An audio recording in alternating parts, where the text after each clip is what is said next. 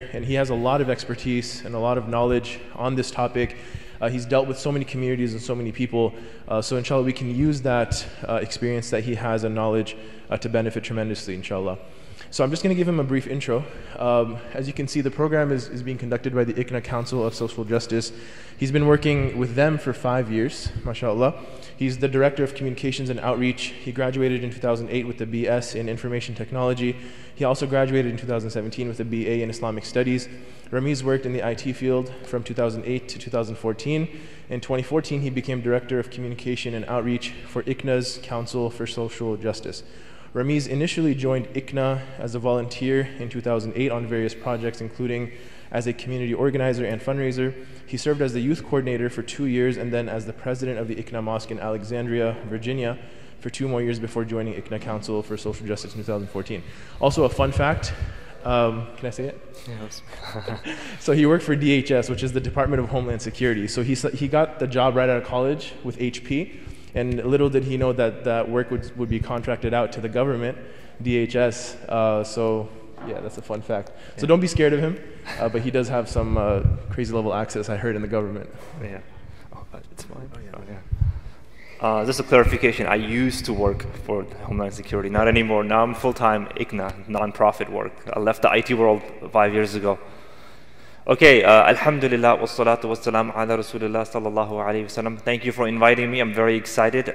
This is actually the 3rd workshop I'm giving in this in the Dallas area.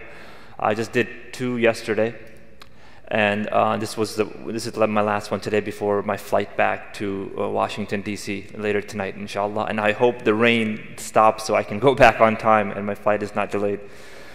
Okay, so inshallah, so we're going to talk about anti-bullying. My understanding is you have had this class here before, but I'm hoping to bring a new perspective to it, a little bit more practical advice and not just theory and academic and long, boring discussion over it, but something more engaging, inshallah. Okay, so let's begin. Okay, so what is bullying? So can somebody tell me, what is bullying? Yes. Bullying is like when people fight you and stuff. Okay, he said fight you and stuff. So I want the definition. That's a type of bullying. I want you to give me a definition. So my presentation is in 2 parts. First part, the first 45 minutes, I'm talking to the kids, and the second 45 minutes, I will be talking to the parents, inshallah. Okay, yes. Yeah. Go ahead. Go ahead.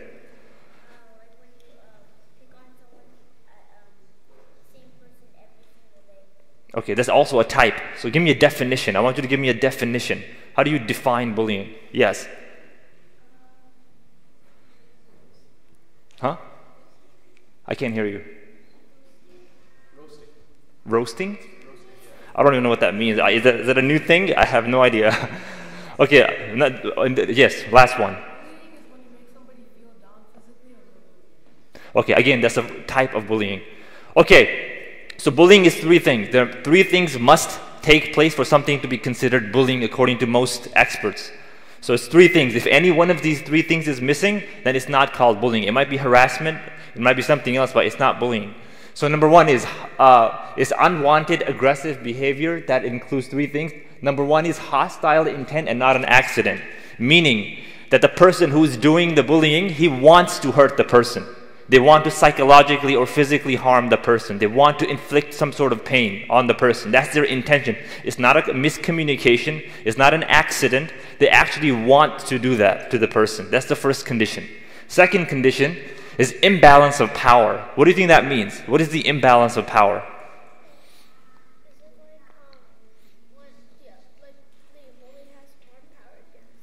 Okay, the bully has more power. Yes. Can somebody be more specific? You haven't raised your hand yet. Yes. Yeah. Oh, you have? Okay, I have bad memory then. Go ahead. Okay, yeah, so when the bully is going overboard by being to a little too much than he needs to be. Okay. One more try. Anything else? When he doesn't really get in trouble from classmates or stop. Okay. You're all close. You're all close. So imbalance of power basically means that the bully has some sort of power over the victim, and somehow there's something in him that makes the victim not be able to compete with him. It might be physical strength. So maybe the bully is physically stronger than the victim, okay? That might be one. Or it could be something, or maybe the bully has some sort of access to some personal information, okay? He said, if you don't, I know such and such thing about you. If you don't do what I say, I'm going to tell everyone that you have this. It might be maybe it might be an embarrassing picture. It might be something related to your family, whatever it is. But it's basically they have some information. Or it could be popularity as well, because if a bully is popular, that means he has social influence, right? There are a lot of people who follow him or her, right? So that in itself is a power. Okay, a bully can have a power. So a bully might not be physically stronger than the victim, but because of his or her popularity, that is power itself, and there's the imbalance, and because of that, the one becomes the victim and the other one becomes the bully. And the last condition is repetition, meaning it happens again and again and again. It might be weekly, it might be monthly, but the point is it doesn't stop. It just keeps happening over and over and over again. If it only happens once, then it's not considered bullying. It might be harassment or something else, but it wouldn't be considered bullying according to most academics. Okay, now we get to the types. So give me the types of bullying.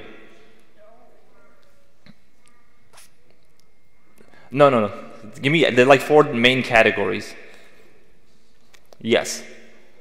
Huh? Yeah, that's the, give me the broader category. Huh? Calling people, again, yeah, those are all types of bullying. Yes, definitely. Yes. Verbal, physical, something. Okay, he's closer. So the first one is verbal. So basically, what do you think that means, right? Anything basically you do with the tongue. So teasing, name calling, inappropriate comments, taunting, or threatening. Anything you do with the tongue to hurt someone else's feelings, either psychologically, or mostly psychologically, or emotionally to hurt them, then that's verbal bullying. The second one is social bullying. What do you think social bullying means? What is social bullying? How do you socially bully someone? Anyone from the sister side? Yes. I'm sorry, louder. Louder.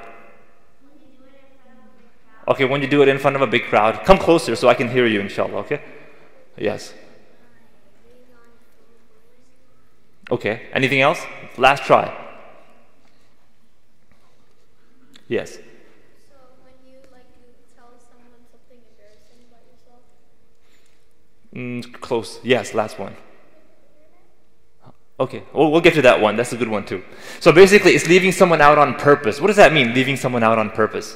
How do you bully someone by leaving someone out on purpose? Like if you share secrets in a game, or could be in a long way. Right. So a popular example of this is, for example, somebody says, you can come to my party, you can come to my party, you can come to my party, you can't, you can come to my party. You see what happens? I intentionally excluded that person from the invitation, right? Or you can come to my house, you can come to my house, but you can't, you can come to my house. That's called social bullying, okay? Because the person's intent is to hurt that person, okay? They want to hurt their feelings, okay? So that's why that's social bullying. Another one is spreading rumors or embarrassing or trying to embarrass someone in public. Trying to embarrass someone in public. This is called social bullying. The last one is physical. Oh, wait, okay. So last one is physical bullying, okay? And this is it. You know, this probably everyone knows about. It's hitting, spitting, pushing, tripping, anything basically physically involved is called physical bullying. Okay, the next one is cyberbullying. What is cyberbullying? It's like when it's like it's like when people tell you stuff like on your computer and stuff. Okay, yes.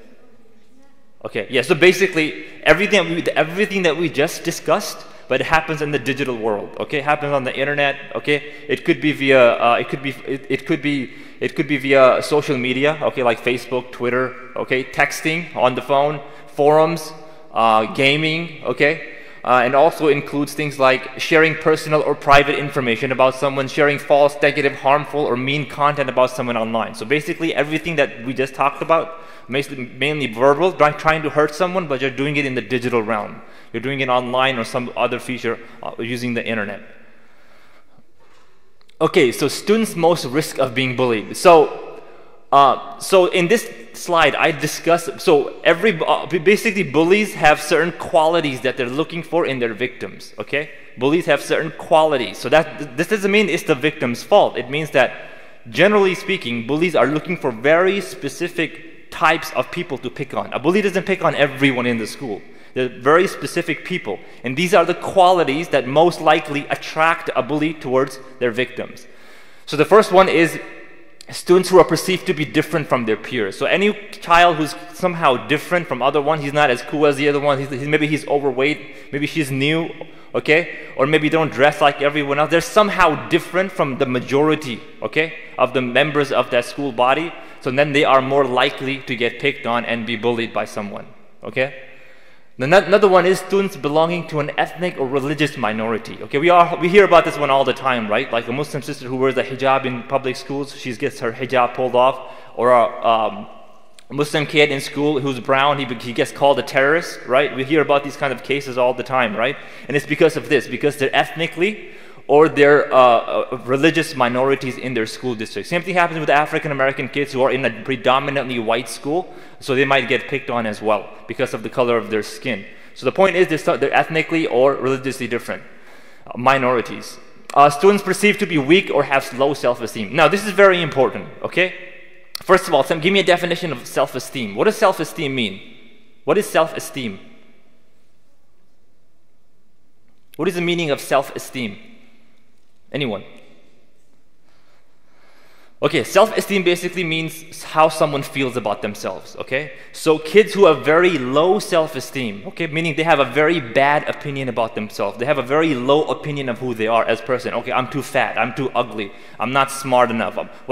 If somebody feels that way, if a child feels that way, then they are more likely to get picked on by a bully.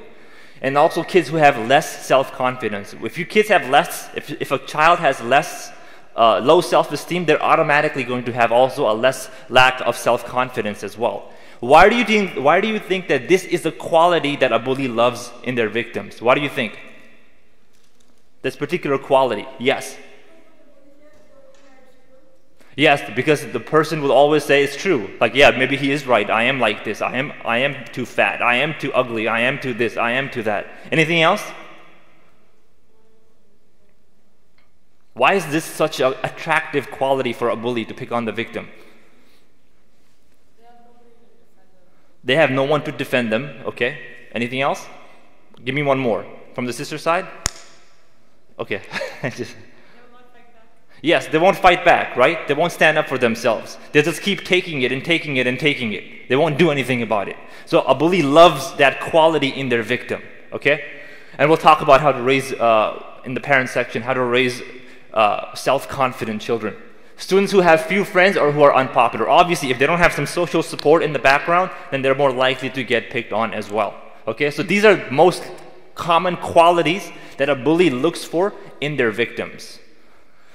Okay, now we're gonna talk about why kids bully. Why would one human being make another human being feel miserable? Like, why would someone do that? Okay, so this is what we're going to talk about. Why kids like to do that.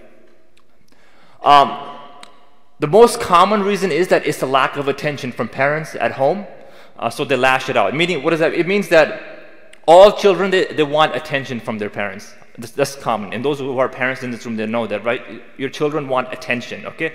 And if you don't give it to them, they try to get it from elsewhere. So a lot of time what happens is that children who are at home and they don't get proper attention from their parents, the only way that they have learned to get attention from their parents is by lashing out, getting in trouble, breaking things, getting into fights at home.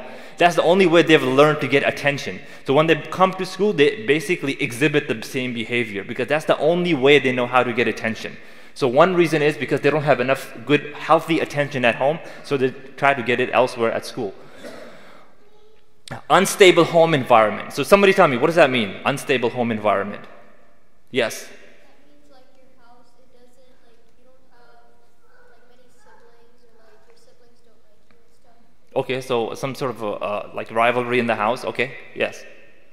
Yeah. You're always like changing your house and there's like divorces and stuff. Okay, good. So you said they're always changing your house or the parents are going through a divorce. Yes, so basically children get stressed out, okay? They get stressed out. So, for example, it could also be economic pressure. Maybe the family is going through some sort of a poverty. The dad lost his job, and now the kid is working like 8 hours a day under, under the table getting money at a restaurant, and he's always like stressed out, okay?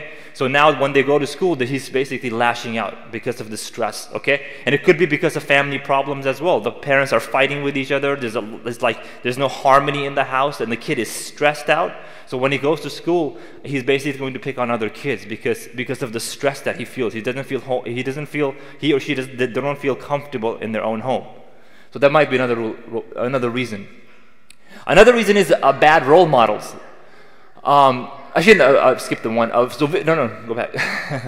A victim of bullying themselves, maybe even from another. Also, sometimes the kid is a victim of a bully him or herself. Maybe somebody was bullying them, so now they want to bully other kids as well. And sometimes the bully is actually the older brother or older sibling or older sister. Okay? And then when they go to school, they want to do the same thing that's happening to them in their house by their older brother or sister.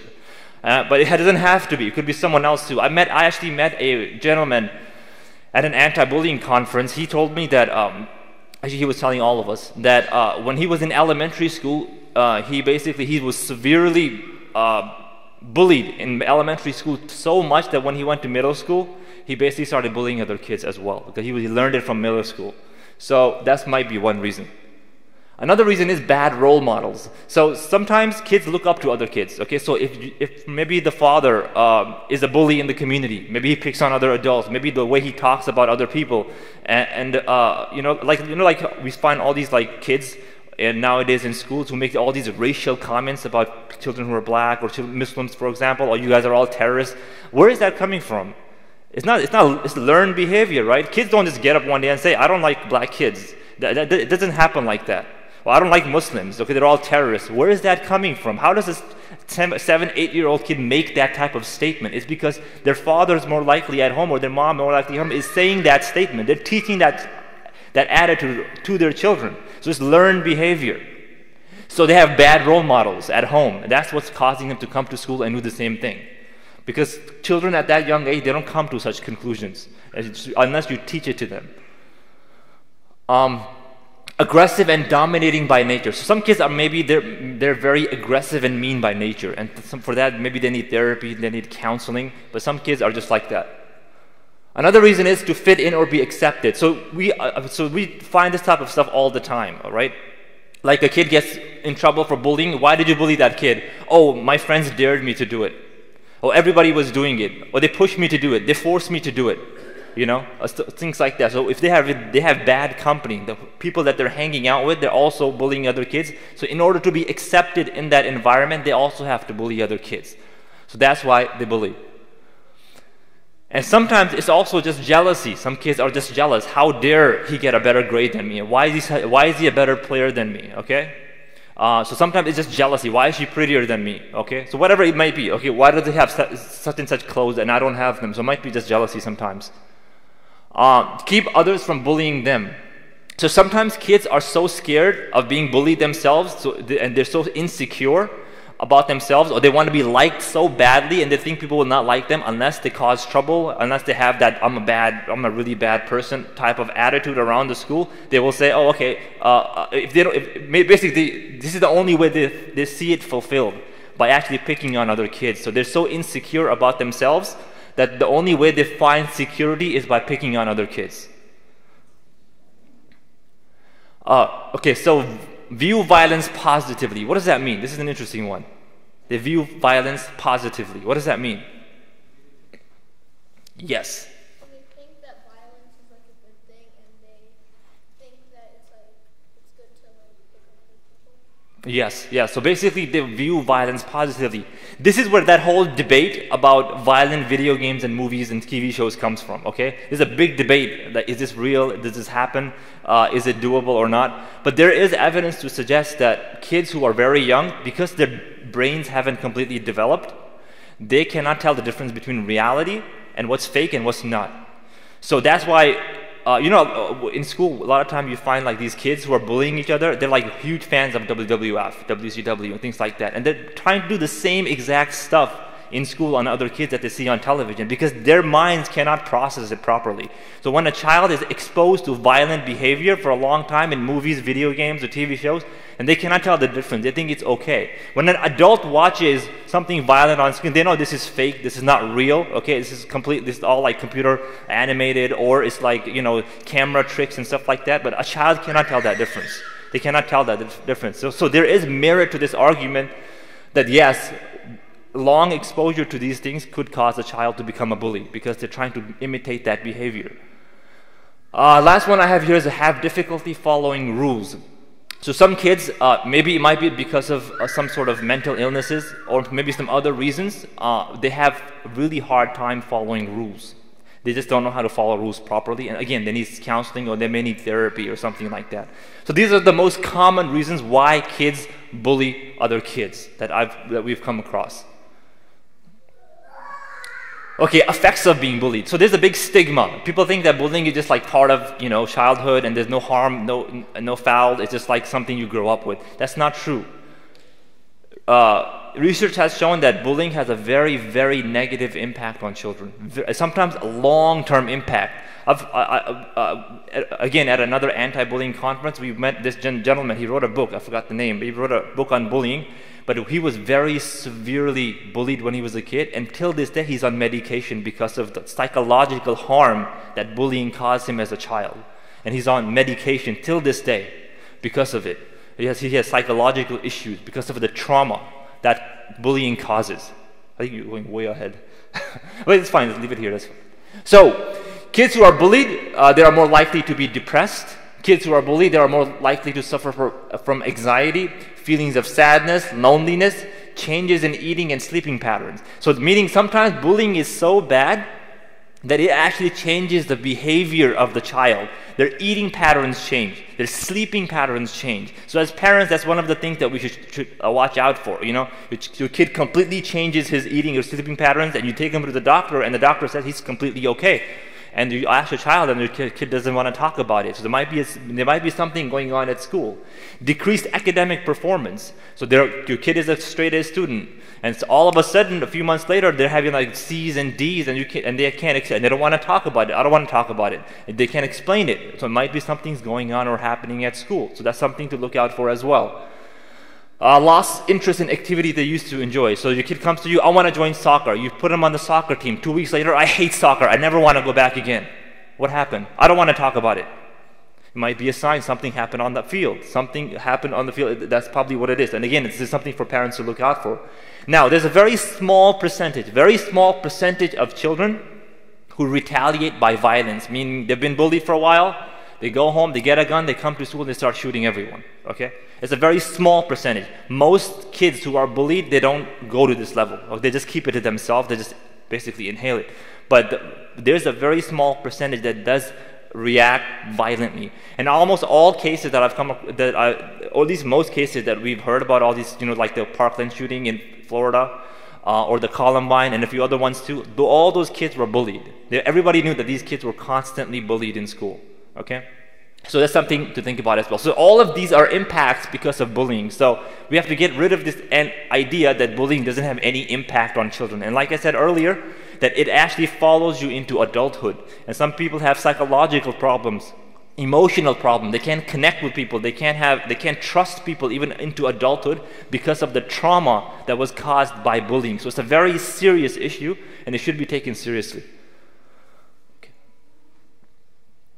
Okay, so now we get to the crux of the matter, okay? What to do if you're actually bullied. So some kids tell me, what should you do? Yes. Okay, he says take self-defense, okay? What else?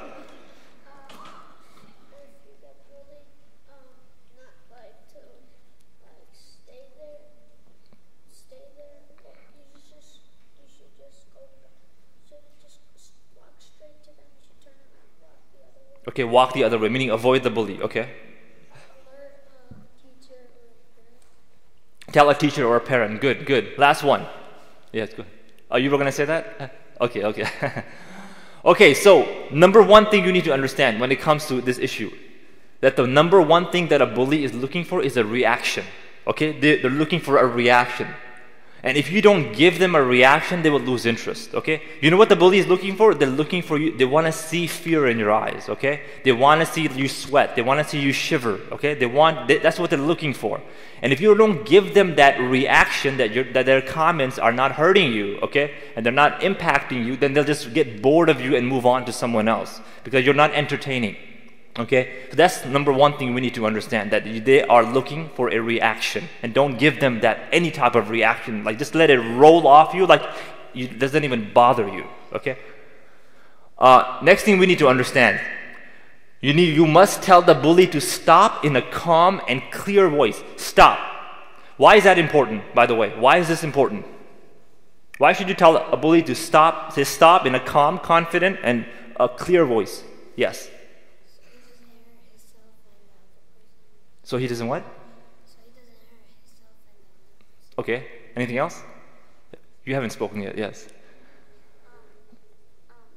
If there's a teacher and the person was bullying you and both of you were just like fighting, and one of them were bullying and one of them were saying stop, and the teacher will know who's defending it. Okay. That makes sense. Okay. Yes. Oh, okay. So here's the thing. Let's say something happens. You both get the bully and the victim, right? They both get called to the principal's office, right? The first thing the bully is going to say to the principal after he said, "Why were you picking on him? Why did you say that to him?" "Oh, I was just joking. He didn't tell me to stop. She didn't tell me to stop. I was just kidding around. If it bothered him so much, why didn't say anything?" So basically, you're communicating to the bully that you don't appreciate that behavior, that you need to stop. I don't appreciate that behavior. Stop. So in case you do get to call to the principal's office, you can say, "Hey, I did tell him or her to stop, but they continue to do it anyway." And then the principal asks him or her, "Did he tell you to stop?" And obviously there will be witnesses, right? There will be witnesses. So they will ask you, "Did you tell him to stop?" And the teacher will ask, and the principal will also ask the witnesses, "Did he tell him to stop?" "Yes, he did." But he still continued. So it's basically a self-protection, and so there's no miscommunication on the bully part. Okay, the bully doesn't say, "Well, I didn't know," because if he really is sincere, or she really is sincere, that they would have stopped, they would stop. So that's why you need to know. This is the first step. Okay, to tell the bully to stop. Now, obviously, this only works if you don't. So some bullies are very, very aggressive, and the victim might feel that if I tell him or her to stop, they might get scared. They might feel that he might physically attack them. Then obviously, then you do something else, and we'll get to that in a minute, inshallah. Okay, you can also try to laugh it off. So why would this work? When I first came across this, I thought that can't be right. But then I remembered when I was in high school, this is how I dealt with it, and it always worked for me. Okay, so this is it. Basically, you try to laugh it off. Why does this work? By the way, it doesn't work in every case, but it is a good suggestion. Why would this work? Trying to laugh it off and joke it off. Why would that work? Because the bully knows that you won't usually get mad. Okay, he knows that you will not get mad. Okay. So remember the first point? It's connected to the first point. Yes. Wait, I was gonna say that connected to the first, but I was gonna say that it's giving him a positive reaction instead of a negative reaction. Okay, positive. Yeah, he's looking for a negative reaction. You're giving a positive one, meaning you're not reacting. Remember what I told you? He wants to see fear. He wants you to shiver. He wants you to feel uncomfortable. Okay, and if he's not getting that, and you're laughing it off like it's a joke, then you're not giving him the reaction that he wants. That's why this works. And a lot of comedians, like Jon Stewart, for example, Ben Stiller, or Chris Rock even, and a lot of them, they all say that when we were kids, we were bullied. Okay, and comedy was a way for them to get out of bullying situations. Okay, so actually there were some studies done as well that a lot of these comedians, when they were kids, they were actually very much bullied as kids, and comedy was a way for them to get out of bullying situations. So they came out to be very successful comedians. That's just a side note. But the point is that the reason this is recommended in guides is because it's not the reaction that the bully wants. Yes? So when you were giving that principal example, if you're called to the principal, what if the witnesses, they're a friend of the bully and they go against you? Well, I mean, the most likely there will be more witnesses. If they're not, I mean, that will be a very unique situation. But then you have to present your side to the best of your ability. And then it's the principal's responsibility to dig into it deep as possible. But usually what the principal does is they will isolate. They won't put them all in the same room. They'll isolate all of them separately, and always one of them says, okay, you know what, yeah, because they don't want to get in trouble. Because they might feel very strong around the bully, but when you separate him from his friends, they become weak again. Okay, so that's something to remember. Okay, okay. So now, remember I said earlier that if the bully is very aggressive, then there's something else you need to do. So here it is. If speaking up seems too hard or not safe, walk away and stay away. Don't fight back. Find an adult to stop the bullying on the spot. Yeah, so if the bully is very aggressive, then you need to leave the situation. Don't say anything. Oops, sorry. Okay. That was fun. That was part of the plan, by the way. Okay, so if speaking up, so basically, don't say anything. Just walk away. Okay? Don't say anything. Don't make a comment. Don't look at him or her. Just let them talk whatever they're saying, whatever comments they're making, and just walk away. And if you think he's going to get aggressive, then immediately go to an adult and make a complaint that this person is harassing me or this person is bullying me, and to tell a teacher. Okay? If none of the above works, if bullying continues, then talk to a trusted adult. What is a trusted adult? Give me a definition. What is a trusted adult? Yes. Trusted adults, like it's your parents or like the principal or your teacher. Okay. Anything else? Yes. Someone that you trust and you know that will take action. Exactly. That's a trusted adult. A trusted adult is someone that you know will take care of the situation. And unfortunately, it's unfortunate that most Muslim kids do not think parents are one of those. I used to teach at a Sunday school for 10 years. So I did a bullying workshop with them. So this is like small classroom, and they know me for many years now. I've been working with them. So their parents aren't around, no other teachers around, just me and the kids. That's it. And they're all in high school, by the way, middle and high school. So I asked them. There are like 40 of them in the class. I said, okay, honestly speaking, if any of who in here, if they were bullied, they would tell their parents. 80% said they will not tell their parents. And so majority of these kids said they will not share that information with their parents. Why? One of two reasons. They said, number one, no, I'm telling you what they actually said. Number one, they said, is because my parents will not do anything. They will just say, ignore it, okay? And we'll talk about that in the parent section. Why is that a horrible response to give to your kids? Number one, they said, because my parents will not take it seriously. They'll tell me to ignore it. Or they said, my parents will make such a circus out of it. Okay, they'll get so freaked out. They'll come to my school. They'll like set up a whole show, like who dare touch my child? Meaning they'll embarrass me. Okay, they'll even embarrass me even more. I'll become like a laughing stock at the school. So meaning they don't want these extreme reactions from their parents. Okay, they want them to have a professional response to the problem, and a rational one. And we'll talk about in the parent section what they can do, inshallah. But that's a very sad situation, that your own children don't trust you. You're not a trusted adult to them. They are more likely to tell their friends, they said. They said they were more likely to tell a peer and their friends than they would tell their parents. So talk to a trusted adult. So someone who will actually take care of the situation. Especially, obviously, if you are being physically bullied or are in danger, then obviously it makes more sense. Yes?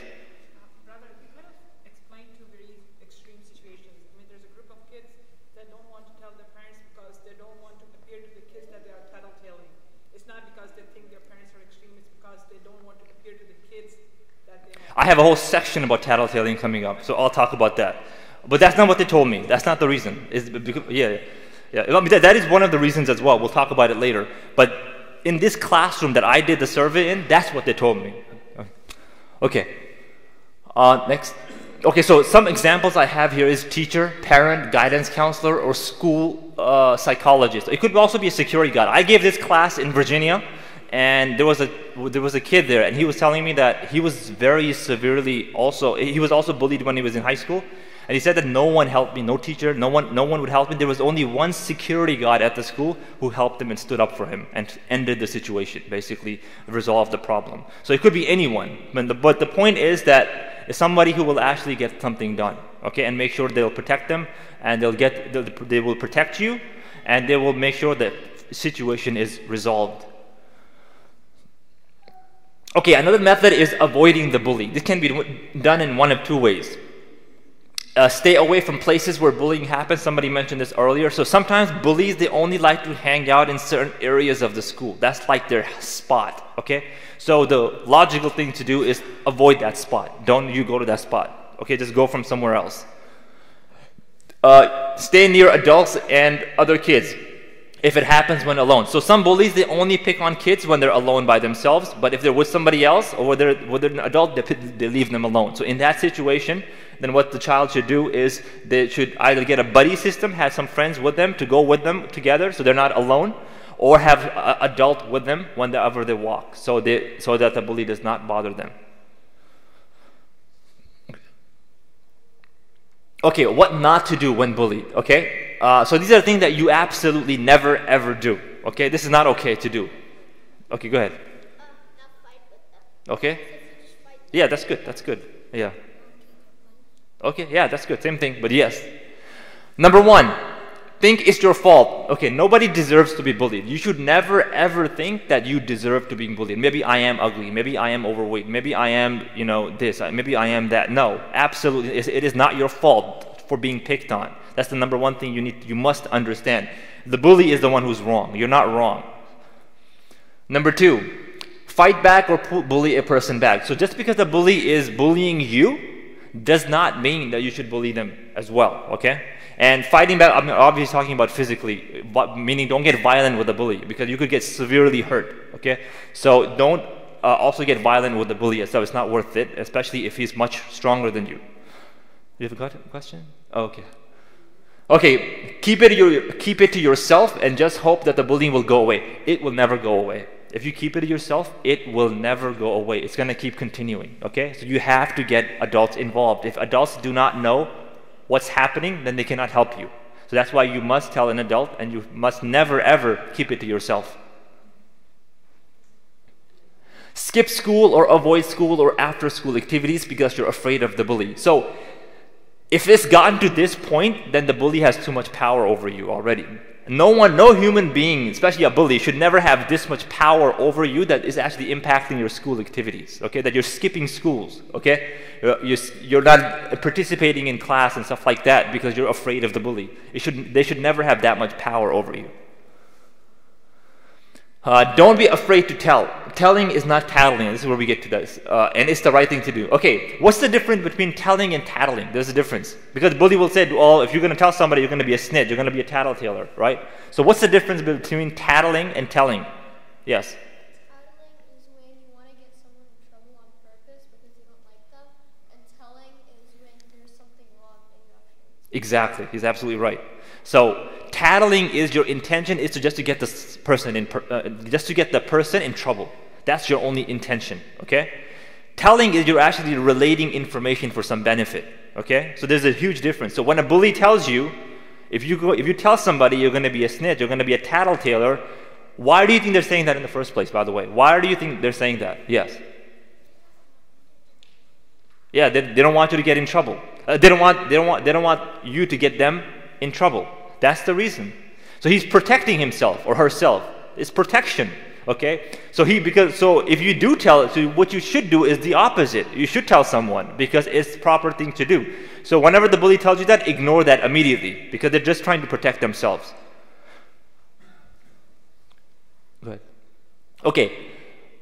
Obviously, this is very extreme. Like some kids, they do actually start hurting themselves. They start cutting themselves, okay, and things like that because of the bullying, because of the trauma that they're facing because of the bullying. They actually start hurting themselves. And in some very small cases, they actually also commit suicide.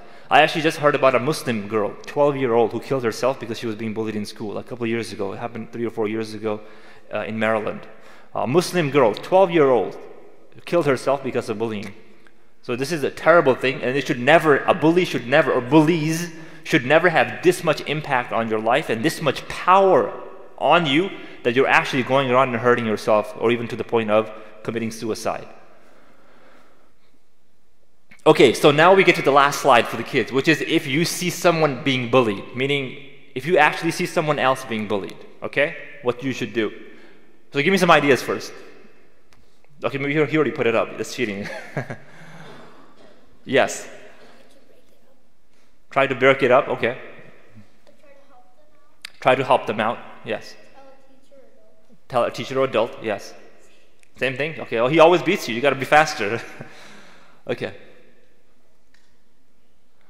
Okay, number 1 is talk to a parent, teacher, or another adult you trust. Again, we get to the adult, we get to the trust someone, okay? So if you see someone else being hurt, okay, being bullied, then you have to tell someone as well. You have to get involved. If you're too scared, because a lot of kids, they don't tell someone because they think, oh, if I tell, then the bully's gonna come after me, okay? You can go to a teacher and tell anonymously, hey, I don't want my name known. I don't want you to say my name, but I saw so-and-so doing such and such thing to someone else at such and such location. And I think he was being bullied. You should do something about it. But please don't say my name. I don't want to get in trouble with the bully as well. So, meaning you do have to tell someone, okay? It's very important.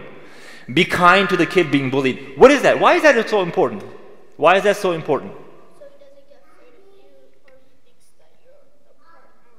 Okay, so he doesn't think you're a partner. Okay, yes.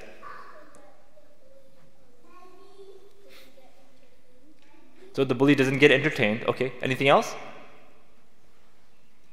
One more. Yes. So you have to be kind to them so that they know that there's someone that's partnering with them to make sure that be a little to stand up against the bully. Exactly. Okay, good. So remember what I said, that kids who are bullied usually have very low self-esteem. They have very low self-confidence, right? So when a bully is picking on a victim, they're basically degrading, okay, and basically killing their self-confidence and their self-esteem and of how they feel about themselves. So as soon as you go there and you talk to the kid who was bullied, you're building him back up, okay? So the bully was breaking him down, okay, breaking her down. You're going there and you're building them back up. You're rebuilding their self-confidence and you are rebuilding their self-esteem and self-image, okay? That's why this is very important, because the kid has to feel that they're not alone. They have to feel that they have friends. They have to feel that not everybody in there feels the same way. It's very important for a victim of a bully, because it is a traumatic experience to have somebody pick on you in that manner. So you have to build them back up. And I have some examples here. So you can do things like you can sit with them at lunch or on bus, talk to them, invite them to do something, make sure that they do not feel alone. And this is why this is so important. Another example. Okay, so I'll give you a scenario. Okay, if you see somebody else being bullied, now there's two situations. Either you know the bully will not pick on you, okay? Maybe the bully is only interested in that person and constantly picks on that person, not you, okay? In that situation, you should immediately approach the victim and say, hey, are you okay? Hey, just ignore him. Don't worry about that, okay? It's not true. Or just say, or take him away from the situation to a safer location. Hey, come with me. Hey, let's go over there. Let's go talk. I have to talk to you about something, okay? Make an excuse. Get the person out of that situation, okay? And go somewhere else. And then talk to them. Hey, are you okay? I know that was really wrong. That's really messed up. I know he was saying terrible things. Hey, don't believe him. He's just being a jerk. Whatever the case is, okay? So take him away from the situation to a safer location and build them back up. Then again, if you feel too strong that if I get involved, then he's going to come after me too, then again, do what I said earlier. Go and tell an adult. Yes. I'm sorry, I can't hear you.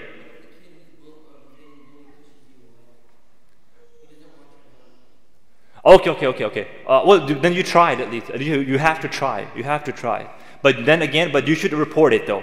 That's a very good point. He said, what if the kid who is being bullied, you try to help them out, and maybe in that intense moment, they are feeling so low, so reduced, and so helpless. They don't want any help. Okay, they're just gonna push you away. Get away from me. I don't want to talk to anyone. Yeah, that happens. I've seen that as well. Actually, kids who are victims, you try to help them out, they push the person away. It's not because they don't want help. It's because they're feeling so low at that moment. They're feeling so helpless that they just push you away. So I would say find a more suitable time to talk to them, but definitely you have to still report it to the adult.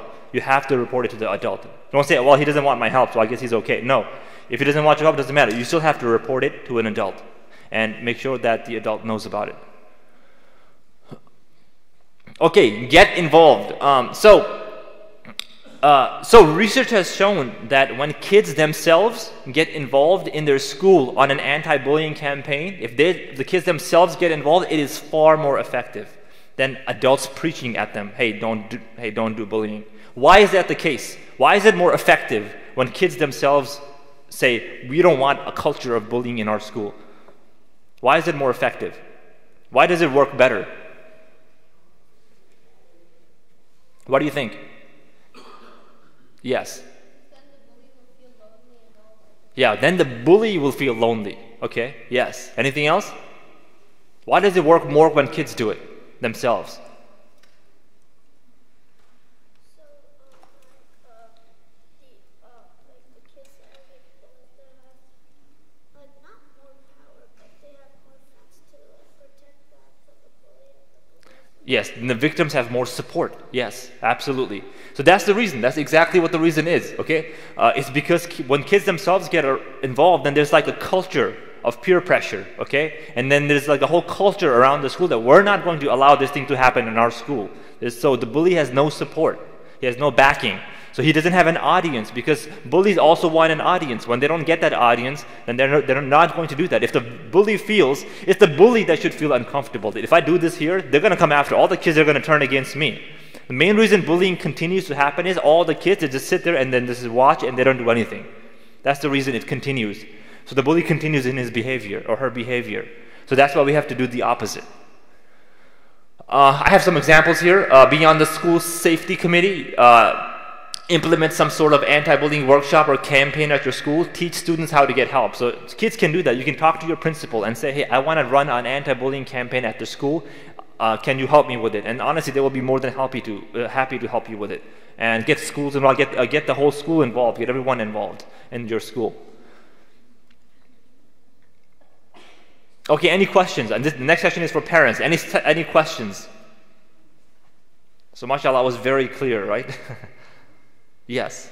I was just wondering if you were going to include any sort of Islamic sayings to support those kind of things. Like, for example, the hadith that, if you see something wrong, say it or do something. Yes, we can definitely do that. I usually don't, because I created the workshop for Muslims and non-Muslims both. But yes, that's right. So we can use the hadith as well, absolutely. We know that injustice is wrong in our religion, right? It's not tolerated, right? And injustice will be like a form of darkness on the day of judgment. Zulm. Zulm is like injustice, right? It'll be a form of darkness on the day of judgment. And the Prophet ﷺ said, whenever you see something evil, try to change it with your hand. If you cannot, then with your tongue. And if you cannot, then detest it with your heart, which is the least amount of faith. So yes, it's definitely part of faith to stand up for other people, to right a wrong in a society, whether in your school, whether at your home, or whether in the community, whatever it is. To right a wrong is a form of worship as well, and it's something that is encouraged in our religion. Hence, ICNA, Council for Social Justice, like Muslim-based social justice organization, right? So we came into existence because of that hadith. So yes, it's very important. So any questions about the bullying? Do you have a question?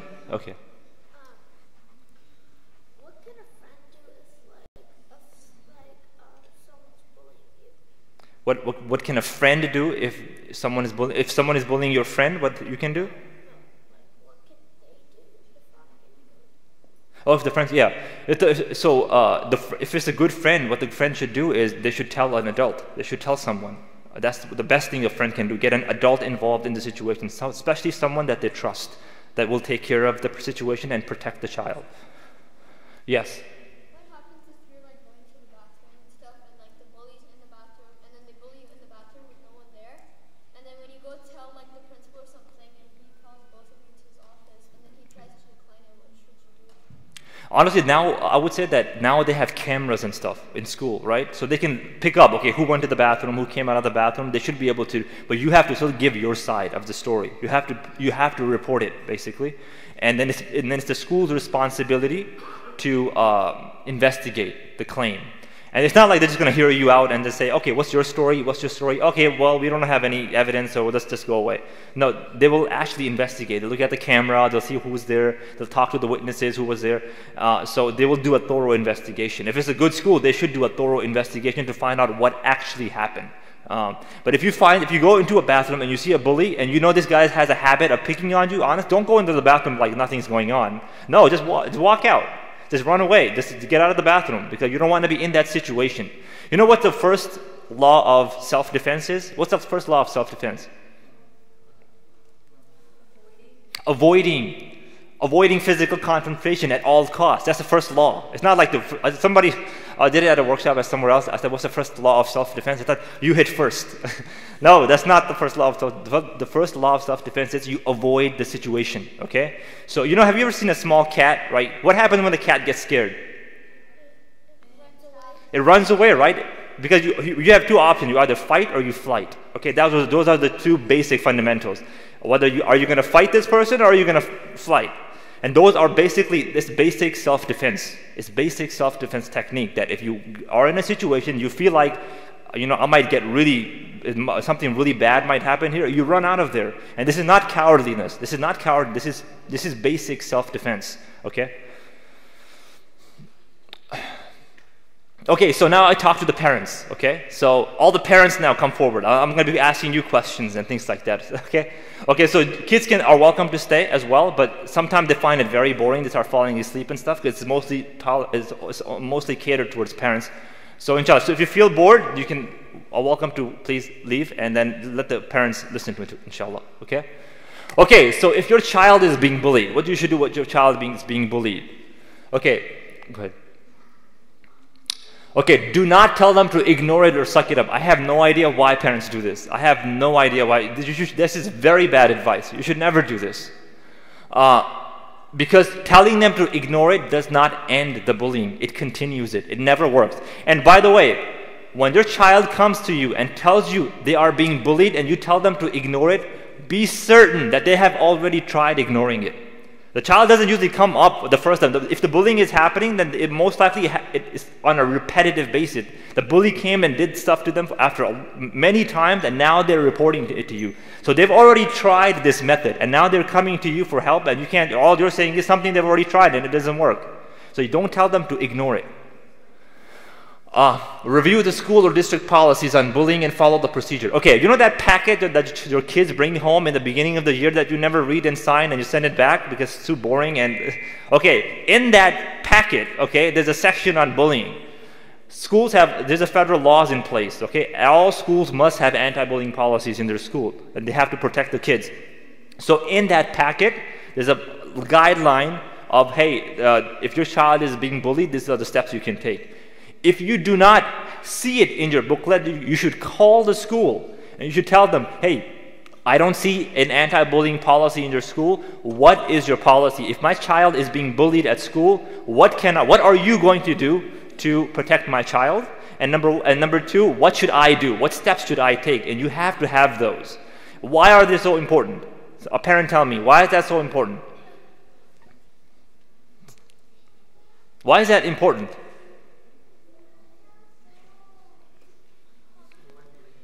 What's that?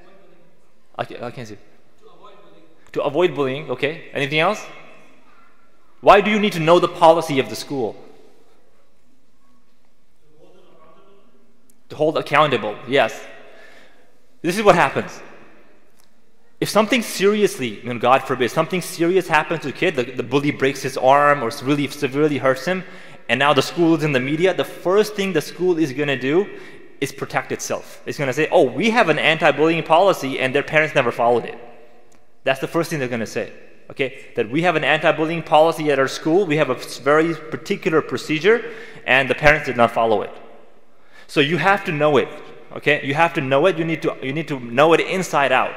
So, and you must follow it, even document it. And so when your kids come home and they complain about bullying, you need to know the procedure, you need to follow the procedure, and you need to document everything because it's all evidence. Because if it times to come to sue the school, you have everything documented. Here's the email I sent to the teacher telling him, hey, my kid came home, he complained about bullying, and this is the principal's email. I did all the things that they said, I did all the things that are in their policy, and they still did not protect my kid. So you have to know this policy. Inform the school about your concerns right away. Absolutely. The kid comes home, you immediately tell the teacher in the classroom in which it took place, hey, my kid came home, this is what he said or she said, I need to know what you're doing to protect my kid. And don't be like iffy about it, like, he came home, I don't know if it's real or not. No, be confident, okay? Be confident and firm.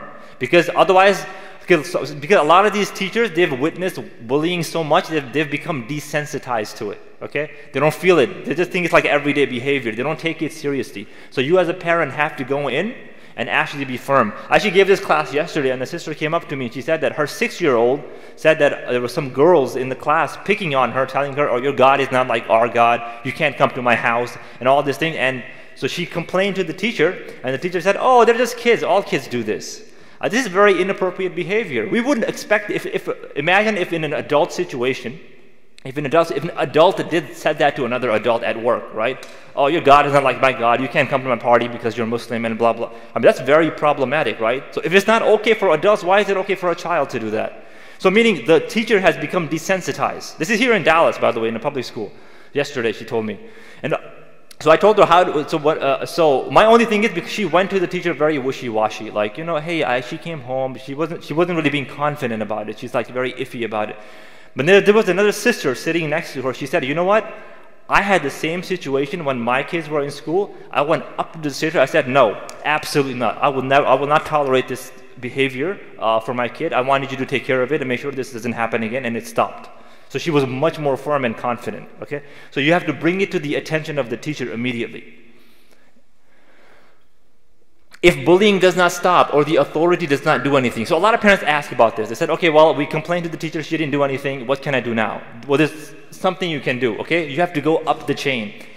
Okay, memorize this thing like it's a formula, like a math formula, okay? Now, number one is you go to the teacher. The teacher doesn't do anything, the kid is still being bullied, you go to the principal. You complain to the principal. And by the way, you document everything, okay? So if you call the principal, for example, you talk to them, you meet them in person, you document it, and then you follow up with email. I came to you last year about my kid, what have you done about it, okay? If the principal even doesn't do anything, go to the superintendent, okay? By this time, they get pretty serious, okay? But if that also doesn't work, you can go to the school board. The school board has constantly meetings, or you can even find out the school board person for your district in the community and contact that person and say, hey, my kid is being bullied, or even go to the school board meeting. I think they do have periodical meetings throughout the year. Go to the meeting, and they're free. You can just go attend and say, my kid is being bullied at one of your schools, and I've complained. I've complained to the teacher, the superintendent, the principal. I've followed their policy. It's still happening, and they're not doing anything about it. Okay, and by this time, they will try to get somebody involved. If it still doesn't work, okay, you can go to the government. You can go to the Department of Education Office for Civil Rights and the U.S. Department of Justice's Civil Rights Division. Write a formal complaint. And all that data you have gathered right now, right, the documentation, that's all evidence now. You give it to them, and they will assign a caseworker free of cost to go and investigate the school. Because there are federal laws in place to protect kids from bullying. And if the school is not doing their job, then it's the issue of the government, and they have to take care of it. So by this time, they will get really serious, okay? And they'll start taking the concern seriously. So so you can go all the way up to the U.S. government. Next. Okay, now, if your child is the bully, this is a fun one, because a lot of parents are like, it's not my child, absolutely not. No, your child could be a bully too. If the right circumstances are in place, your child could also be a bully as well. So if your child is the bully, what to do? Okay, make it clear that their behavior is unacceptable, it will have consequences, and it needs to stop immediately. You have to be very clear with them from the beginning. Hey, this is not appropriate behavior, we don't like this in the house, we're not going to tolerate this from you, and you need to stop immediately. They need to be clear that their parents are serious about this, okay? That my parents don't like this type of behavior in school. They must be clear. Follow through with consequences. So a lot of parents, they get complaints about their kids being rough or being bullying other kids. They say, oh, you know what, when I get home, I'll take care of it. When they go home, nothing happens. Okay, they just go back to their normal life. That's not good. If your kids feel that my parents never follow through with their consequences, they'll keep doing it because they will never take you seriously. You have to follow through with the consequences. If you tell your child, if you do such and such, we're going to punish you with such and such, and they do that, you have to punish. Because otherwise, they will not take you seriously, and they will not change their behavior. Help them recognize how it's making the victim feel. This is very important. They have to empathize with the victim. They have to feel empathy. So you need to sit down with your child and tell him or her, how would you feel if someone did that to you? You were hurting that person. You were hurting their feelings. You were harming them, making them feel miserable about themselves. Why would you do such a thing? What if somebody, if they have siblings, how would you feel if somebody did that to Muhammad or Fatima, for example, right? Your older or younger sister or brother. How would you feel? Oh, I wouldn't like that. Okay, well, she doesn't like that either. He doesn't like that either. So why would you do that? So you need to make them feel how it feels to be in their shoes. Encourage them to perform an act of kindness. So when a child is basically bullying other kids, right? They're having some sort of a negative high off of it. So they're having this negative impact on another child, and it's giving them some sort of entertainment, some sort of pleasure, basically. So you're trying to reverse that cycle. So take them to a soup kitchen, make them help at the masjid, for example, or feed the homeless, okay? Whatever it is, but they need to feel that I can contribute in a positive manner in my society and have a positive impact on someone's life or in my community, and still have that high that you get, that small pleasure from having an impact on someone else's life. Okay, so you need to reverse that psychology. So get them involved in volunteer work and helping others. Ask them to reflect on why they are doing it. You need to sit down with a kid and you need to ask them deep questions. You need to interrogate. What's happening? Where did you learn this behavior? Why are you doing this? And maybe that's when all the skeletons will come out. Oh, mom, my older brother picks on me all the time. Well, you don't have a problem with it. Why do you have a problem with it when I do it to other kids at school? Or, my older sister does it to me all the time. You never say anything to her. So why do you care if I do it to someone else at school? So, or maybe they'll say, oh, mom, my friends made me do it. So now you know they're in bad company, right? So you need to separate them from their friends, from those types of friends. So meaning you need to investigate what's causing this learned behavior, okay? It's not something natural to them. What's causing them to behave that way? There's some reasons behind it. Okay, if there are anger issues, you need to teach them to control it. So some kids, they have anger management issues. It's something, some kids that just have that. Maybe it's because of some sort of trauma, or it could be just something natural. In that case, you need to get them a counselor or a therapist, and so they can they can learn to control their anger. And as parents, it's our duties to find out if our children have anger management issues or not. If they do, then they have to get help. They have to get help. Just like if your child gets sick, you take them to a doctor. If your child has anger management issues, you need to take them to a counselor so they can learn to manage that anger in a healthy way. If some kids have communication issues, okay, they don't know how to communicate with other kids. When your kids are very young, when they first start interacting with other kids, they're very possessive about things, right? This is mine. This is mine. This is Baba's. Don't touch that. This is my Baba's, right? And they say, hey, share, right? We tell our kids, share, okay? You have to get along with each other. So there are a lot of parents who never teach those things to their kids. So their kids have never learned how to communicate and work with other kids, how to have a healthy relationship with other people, how to share with other people. They don't know how to compromise with other kids, because this life is all about compromise, right? You're not going to get everything you want in life. That's never going to happen, right? So you have to learn to compromise. So you have to teach them communication skills. So if your kid is suffering from communication skills, again, you might have to get them a therapist, or you might have to get them a counselor, but they need to work through, and you need to teach them how to communicate properly with other kids, because they don't know. Okay, if low self-confidence, then help them feel better about themselves, right? So I said earlier that because some kids who have low self-confidence, they get bullied, all right? There's the opposite trend too, okay? Where because a kid has such low self-confidence, the only way he or she feels confident is by picking on other kids and bullying other kids and making them feel miserable and makes them feel good about themselves. So if that's the case, and that's what's causing the kid to bully, then you have to increase their self-confidence. And we'll talk about that in a different slide, inshallah, how to do that. Okay, know their friends. Okay, so as parents, it is your duty to know who your kids are hanging out with. You have to know.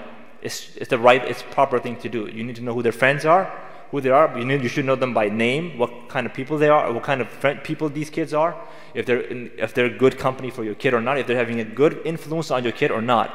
And if you decide, or if you feel rightly, not unjustly, but likely, you've done the investigation, you know the evidence, maybe the other kids are known to be very bullyish and things like that, or very troublemakers, and you decide that these kids are not right, or this particular person is not right company for my child, you have every right to bar that relationship, or at least minimize it to the best of your ability, because they might still see each other at school, but minimize it to the best of your ability, because you're trying to protect your child from bad influence, okay?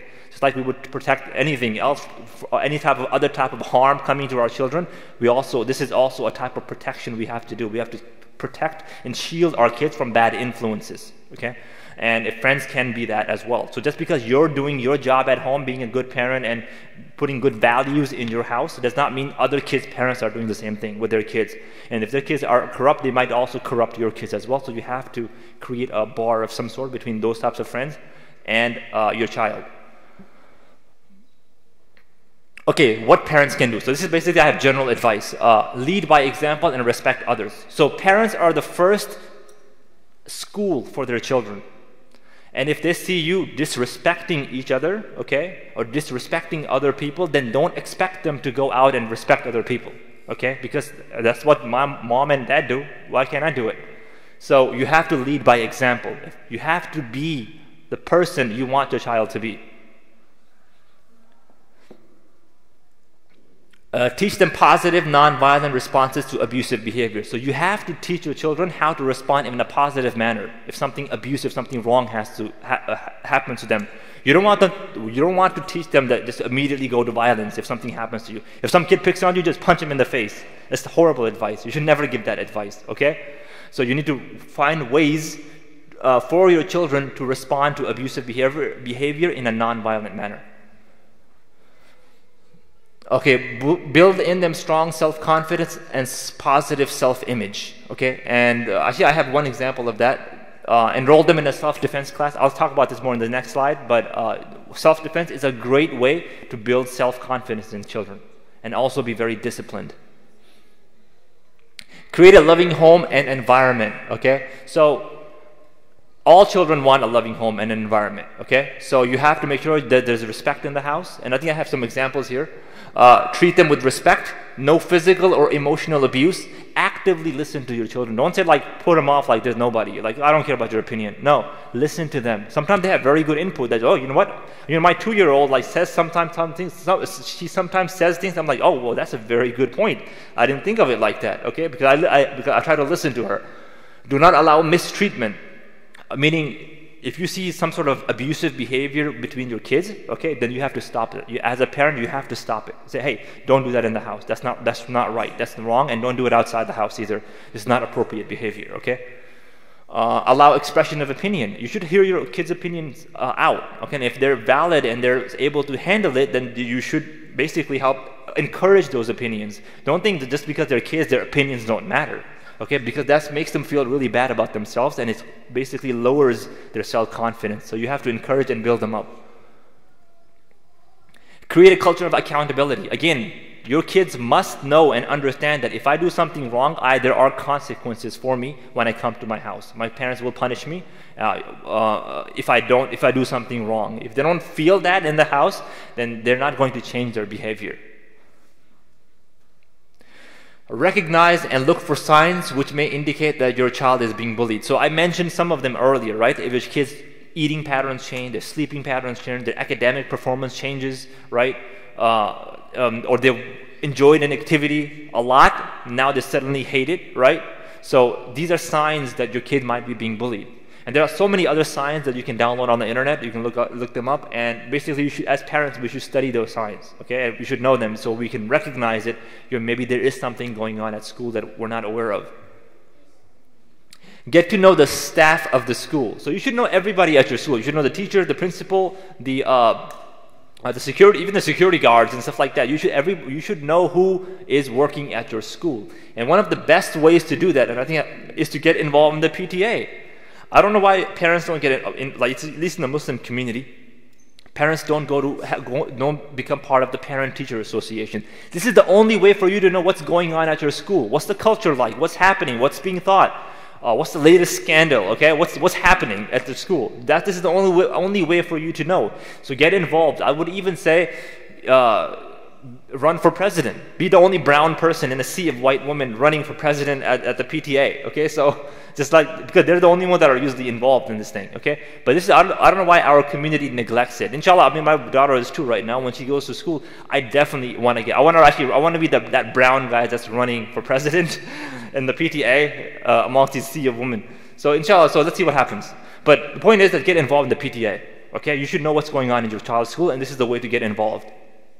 Teach self-protection techniques. Okay, again, very important. You should role play. Okay, if you have multiple kids, and tell them, okay, you be the bully, you be the victim, and actually play it out. Have them play it out and roll it out. Like, how are you going to respond to bullying? Okay, and you can find these like online as well, like sample ones that you can practice with your kids. If you only have one kid, then you can become the bully and make the child the victim, and just kind of practice with them. Okay, because practice makes perfection, right? So get them to the point where if they go to school, something happened, they will say, I've done this training with my baba and mama. I know exactly what to do. Okay, in this situation, I have to go tell a parent. I have to ignore the bully. I have to not say anything. I have to I have to not react in any way or in any form. So, meaning you need to train your kids and have them practice in a role play fashion. Okay, so this is my last slide on parents. How to raise self-confident kids. Okay, so inshallah. Help them develop competence. What is competence? What is competence? A parent tell me. Being competent at something. Skillful at something. Skillful. Anything else? Confident about it, okay. So competence basically means being good at something. You're good at it. He's very competent at his job, meaning he's really good at it, right? So every child, they have certain qualities, okay? Not all children are the same, right? Every child has their own talent, their own specialty, something they're interested in. So you need to find that and make them competent in that quality that they have, that they're naturally good at, okay? And you need to build it, because that helps their self-confidence. It raises their self-confidence and their self-esteem. So find that talent, and it's our job as parents to find it and harness it and grow it, that natural talent that they have, whatever that is. Let them take healthy risks. So some parents are overprotective over their kids. They don't let them do anything. No, you're going to get hurt. No, I don't want you to do that. I don't want you to do that. That's not good. You have to let your kids take healthy risks. When your child is very young and they get on the slide and they can barely hold themselves together, you have to hold them, right? And after a while, the child does this, right? After a hand. I'm learning this now with my 2-year-old, but now she's like, no, don't touch my hand. I can do it myself, right? At first, you're kind of scared, like, but like my wife is more cautious, right? So she'll still hold on, but I'm like, okay, let's try it out. Let's see what happens. Okay, so you let them take those risks because it builds their self-confidence. You have to teach them to learn to take healthy risks, because that is the only way they will build themselves. If you constantly be overprotective over them, then they will never learn to take risks. Because when the bully comes and basically picks on them, to go and tell an adult, despite the bully saying you're going to be a snitch, that's a risk. That's a risk your child is taking, okay? And if they've never learned as children how to take risks, then they will never take risks when they get older. They'll always be that, oh, I don't want to take risks. I'm too scared. I can't do it. Because they never learned. Because you were so overprotective, you never let them grow in that manner. So I'll always allow them to take healthy risks. Make them feel loved and secure.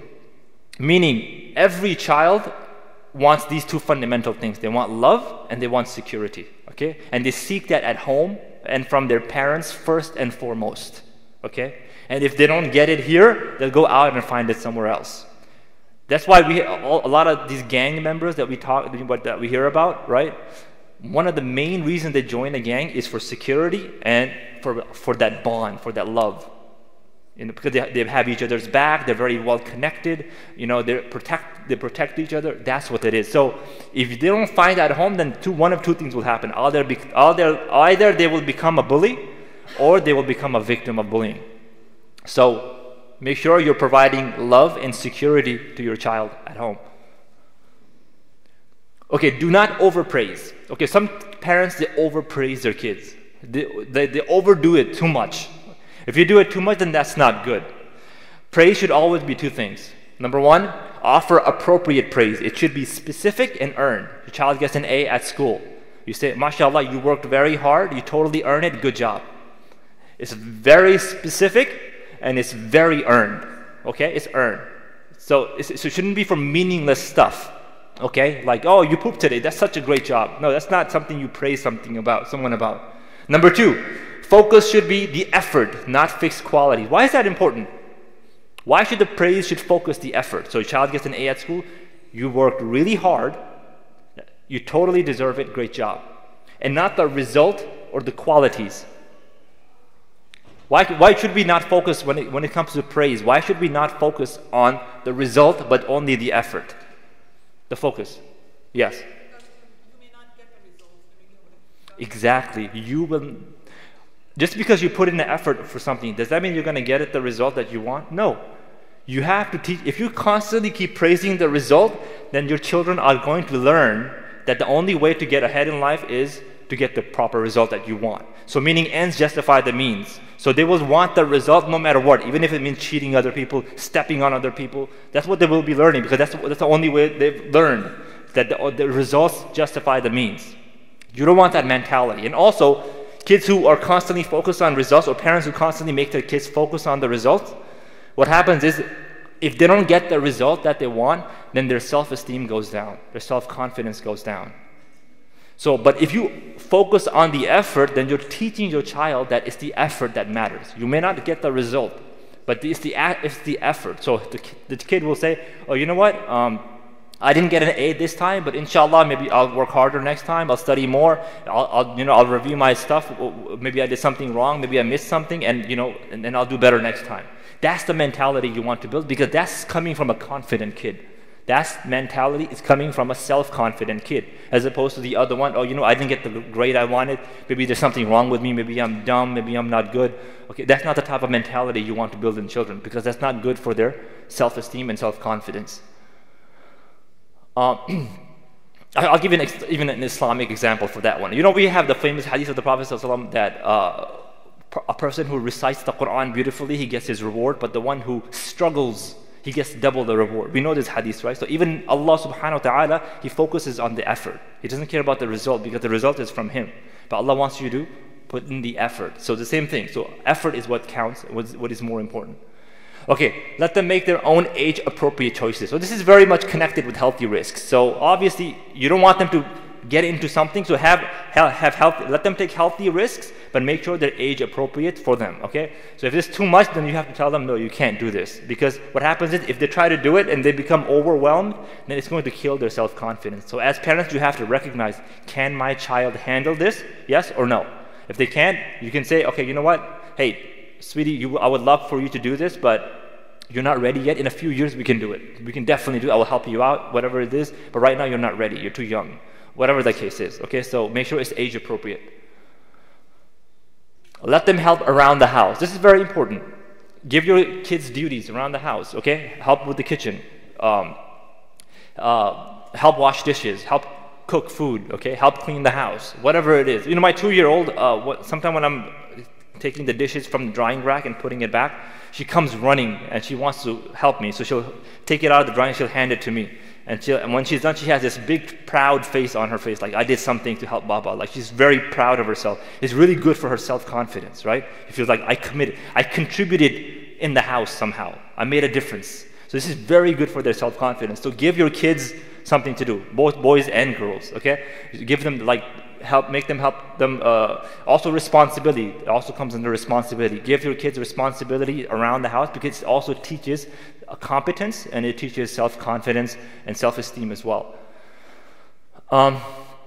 Encourage them to pursue their interests. So like I said, all children have certain qualities and certain talents. Once you find those, you need to make sure you make them pursue. Encourage them to pursue it even further, okay? So your child is really good at sports. Say, hey, you see that, you notice that they're really good at basketball, or they're really into basketball. Tell them, hey, why don't you join the basketball team? Okay, I'll help you out. Let's go find a league or something in the community, a youth league, and we'll put you in there and make them part of that. Your kid is very much into science, for example. You say, hey, why don't you join the science club? Okay, or find science club meetings in the area and make your kid go there.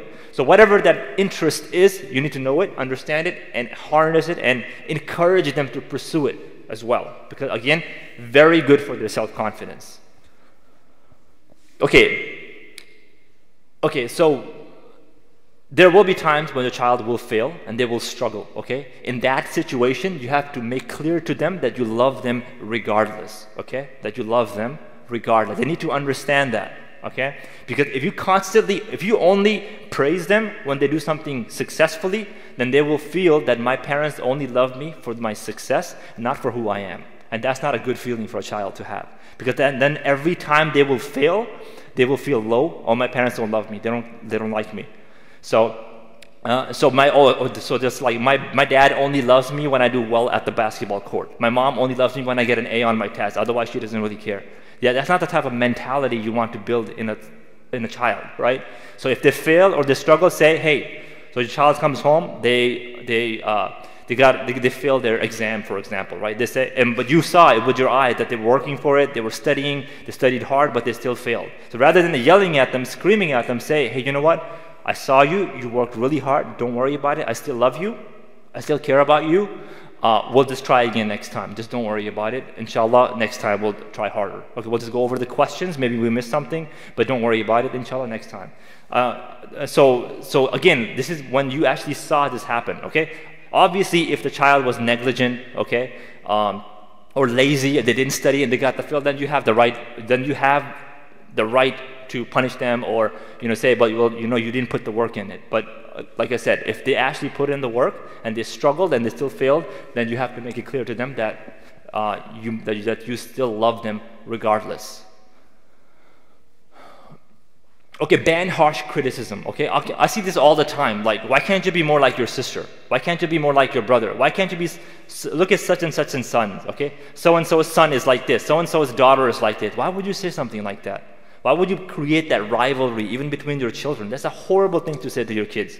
I've heard of families, brothers and sisters, who haven't talked to each other for decades because their parents put them in this rivalry when they were kids, and now they're older, they hate each other. Okay, I hate him. He was always my dad's favorite. I hate her. She was always my mom's favorite. I hate her. So why would you create that type of rivalry? Every child is different. Just because one child is really good at something doesn't mean the other child has to be a copycat. Okay? So they all have their own talents and their own interests. So pursue that. So don't create this type of rivalry between siblings or compare them. So no harsh criticism. Similarly, I mean, I've heard of like uncles telling their nieces, "Oh, you're too fat. Who's gonna marry you?" Like a small. Why would you say that to someone? That's a horrible thing to say. Oh, I'm just joking. Well, yeah, you're joking, but she's not taking it as a joke because she did happen to be overweight, right? And then, but why? This is a horrible thing to say. Oh, you're never good. You were always dumb. You're such a dumb kid. Okay, you're this. So no harsh criticism, because why? It kills their self-confidence. If their own parents don't believe in them, why would the world believe in them? That's how they're going to feel. My own parents think I'm a loser. My own parents think I'm a loser. So what about the world? So that's going to be really bad for them. Let them help others and give. Okay, I gave this example earlier about how you have to change their psyche, right? So you have to help them give, okay? So once they give, it makes them feel good about themselves, okay? Whenever we give to someone, even as adults, we go to a soup kitchen and we have these homeless people come in and you give them food and they're smiling and they say, "Thank you, God bless you, God bless you." It makes you feel good about yourself, does it not? It makes us feel good about ourselves. We did something good, right? There's a homeless man on the street, he was asking for money and you give him money, he said, "Oh, God bless you, thank you so much, thank you so much." You feel good about yourself. Same thing with kids. So teach them to give to the Masjid, teach them to give to causes, or drives or food drives, or make them, or give them like projects like, "Hey, why don't you collect $1,000 for the homeless overseas, or the food drive that's happening overseas for kids in Syria? Okay, I'll give you this project." And they go around and they collect the money from their friends, from their family, from the Masjid. They stand outside the Masjid and say, "Please give to the Masjid," whatever the case is. But it's really good for their self-confidence. Okay, so that was the last slide. So these are some more resources I have here. The first one is ours, icnacsj.org/stopbullying. We have far more material and research on there. We actually had professional academics and researchers in the field of bullying. There was a lady that we interviewed that we brought in to do a webinar for us. She's doing her PhD in religious bullying. Kids who are bullied in school because of religious reasons. How often do you find someone who's doing a PhD in religious bullying? It's like unheard of, right? But that's what she's doing her PhD in. So she did a webinar for us, and we invited 4 or 5 other speakers and academics and scholars on the topic of bullying. So it's all on the website. We recorded it and it's there. Second one is No Bullying app. This is actually an app you can download on your Android, and you can also download it on your iPhone. So it gives very practical advice on how to talk to your kids about bullying, okay? How to identify bullying, what happens if a kid is bullied, what to do, what not to do, things like that. So it's a very comprehensive app, okay? And it was released by the Substance Abuse and Mental Health Services, and it's a very good app. I would highly recommend you to download it and go through it. And then after learning through it, go and sit down with your kids and talk about it. Stopbullying.gov. This is the official government website on bullying. Nobullying.com. ING is a Muslim organization. I think they did a workshop here as well. They have a website. They've done some anti-bullying stuff. You can see that as well. StompOutBullying.org. So there are a lot more resources, but these are the ones that I personally have engaged with to a certain level. So these are very good resources. The last point I will make before ending is that when you go home and you have kids, sit down with them and in a very serious and kind manner say, hey, I want you to be honest with me. If you were bullied at school, would you tell me or not? Sit down with them and talk to them, okay? That's it. And make it clear, I'm not going to judge you, I'm not going to say anything, I just want to know. And if they say, and see what they say, and have that conversation with them about bullying. And what I just talked about today is go into a deeper level of discussion with them, and then don't let them hang on, or just like rely on their friends or something like that. You as parents must be involved.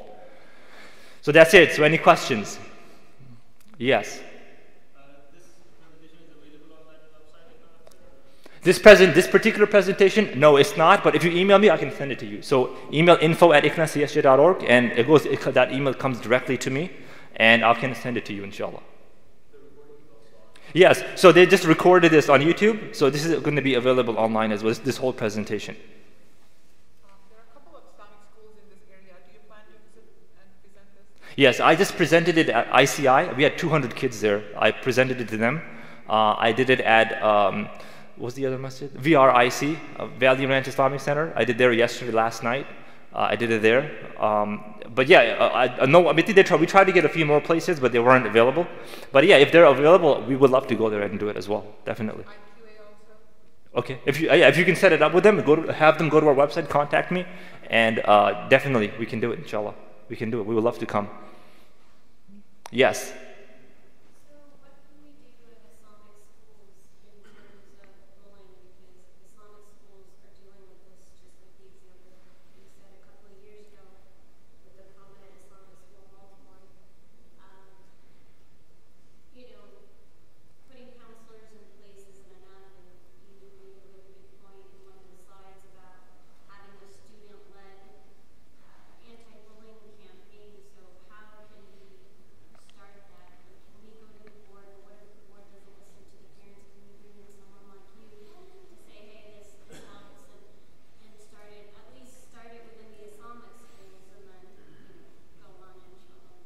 That's a good point.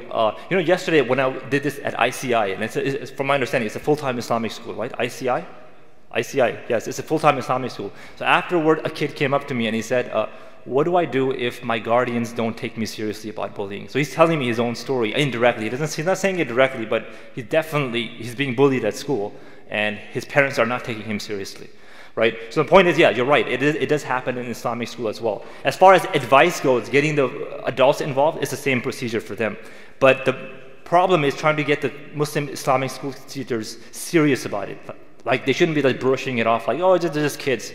So for that, there has to be some sort of a meeting, of course, like with the teacher, and there should be some sort of, this is definitely a first step. I was doing it over there, Badr Muqaddim, I think is his name.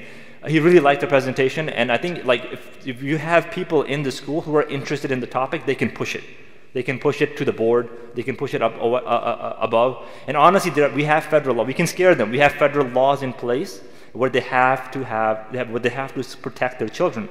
And if they're not doing that, then you can say, then I have to write a complaint or something like that. But basically, they should be told that you want to protect your child. And in most cases that I've come across, if you ask them, they will sit down with you, they'll talk to you, and they will say, okay, you know what, if you have some ideas, we would love to hear it, and they will definitely like to work with you. So, but like I said, but it varies from school to school. So, the first step definitely is to have them sit down and go through a presentation like this, so they actually understand what's going on, because even they have a lot of misconceptions of what bullying is and how serious it is, because they do not know. They only think, oh, it only happens in public schools because where all the non-Muslims are, right? Because they're picking on our kids. No, you're in your own school, that's happening as well. Any other questions? Okay, so alhamdulillah. Jazakallah khair for coming. So if you have any personal questions, you can come and talk to me inshallah after, and then that's it. Jazakallah khair for coming. Subhanakallahumma wa bihamdika nashhadu an la ilaha illa anta nastaghfiruka wa natubu ilayk. Assalamu alaikum.